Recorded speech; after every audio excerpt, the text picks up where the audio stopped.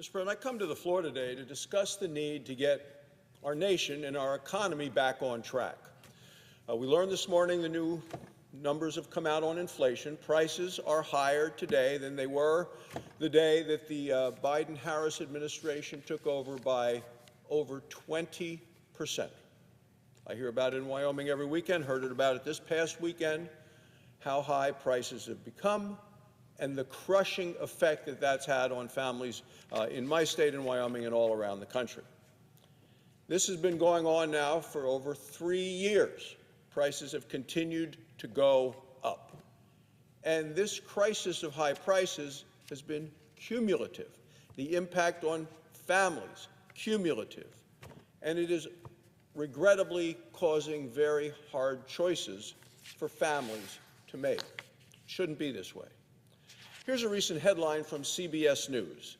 It said, more Americans are having to choose between food and energy bills. Clearly, this is a reflection on the Biden-Harris administration. Now, one of those folks that talked about that, and the quote is from Stacey Friedman. Ms. Friedman says her energy bills each month cost her hundreds of dollars.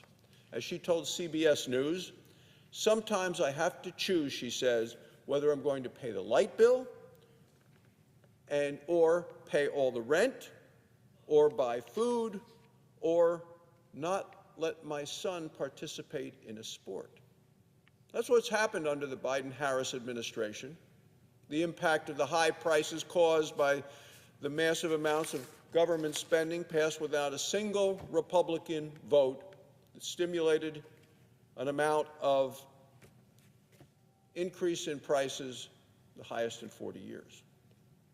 Ms. Friedman's story is sadly all too common. Many Americans are feeling the high cost and the high anxiety related to the high cost of goods and services in their lives. Nearly 4 out of 10, 2 out of 5 Americans say they worry about their ability to pay their own bills. Since 2019, utilities cost the average American almost $300 more each month. Not $300 a month, $300 more each month than what they were paying before. These are the costly and cumulative consequences of Joe Biden and Kamala Harris's war on affordable and reliable American energy. Mr. President, you ask people anywhere around the country, they know that this is an administration who has strongly come out against American energy. They froze federal oil and gas leases. They discouraged new energy production. They issued regulations to ban gas-powered vehicles, the kind of vehicles most Americans drive. So it's not a surprise that high energy prices continue to bother and cause pain for American families. Month after month, year after year, Americans watch their costs go up and regrettably see their savings, if they have savings, go down.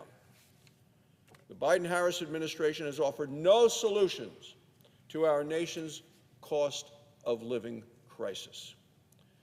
Democrats instead tell the American people, don't believe the price tags at the grocery stores or the price at the gas pump. They want you to believe everything is okay. Americans know that isn't so. You know, we learned last month that the Bureau of Labor Statistics, which is supposed to keep accurate unemployment data, well, they reported faulty numbers. 1 million jobs touted by the Biden-Harris administration do not actually exist. They never existed. They never were created. Yet the Biden-Harris administration claimed credit for jobs that do not exist. Meanwhile, we've had 2 straight months where job growth was lower than expected. America today has fewer manufacturing jobs than we did last year. In Michigan, auto workers are getting laid off. Last month, the car maker Stellantis announced plans to lay off more than 2,000 American workers from its plants in Detroit. This is the same car maker that received hundreds of millions of dollars in subsidies, a tidal wave of electric vehicle grants from the Biden-Harris administration. And they're laying off people. Take the money from the government, from the Biden administration, from the Harris administration, and lay off workers. It's no surprise that last night in the debate, Kamala Harris couldn't even answer the first question when they're asked, are you better off now than you were 4 years ago?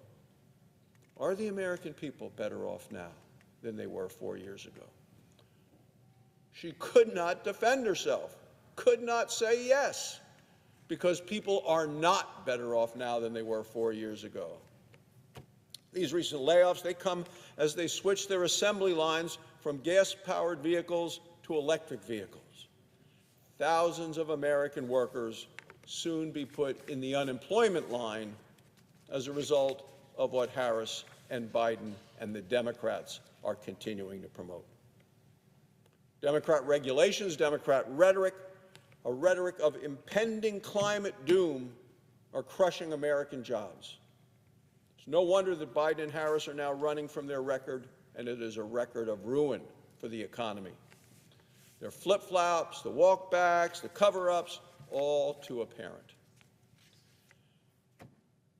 The American people know that the policies of Vice President Harris has had a chilling impact on our American economy. When then Senator Harris was rated the most liberal member of the United States Senate, Americans listened. When Vice President Harris was said recently that her values had not changed, people listened again.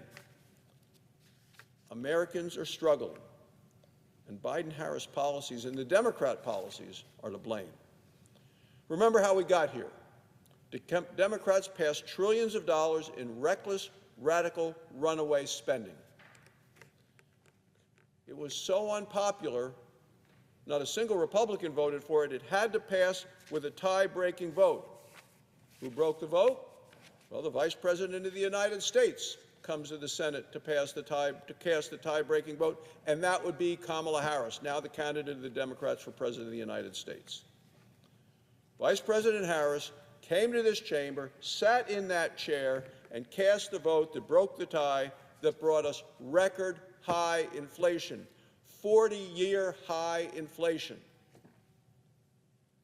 Americans cannot afford 4 more years of failure. Americans need a break from the damaging policies of Vice President Harris. What Harris is proposing is more wasteful Washington spending. Harris wants to raise taxes on the middle class, impose socialist-style price controls. She supports banning fracking. She supports banning gas-powered vehicles. She wants to make energy more expensive. That's how she's voted. That's what her rhetoric has been. And as she said, her values haven't changed. Vice President Harris would continue the nightmare of high prices and high taxes. Let's remember, it was different 3.5 years ago under the Trump administration. Back then, paychecks were going up, inflation was non-existent, Americans were breaking free of poverty, Americans were energy dominant. Our southern border was safe and secure. Not anymore. People want to go back to those days of American prosperity again. So it is time to turn the page from the disastrous policies of Joe Biden and Kamala Harris. Republicans will work to lower prices, to unleash American energy, and to get this nation back on track. Thank you, Mr. President. I yield the floor and suggest the absence of a quorum.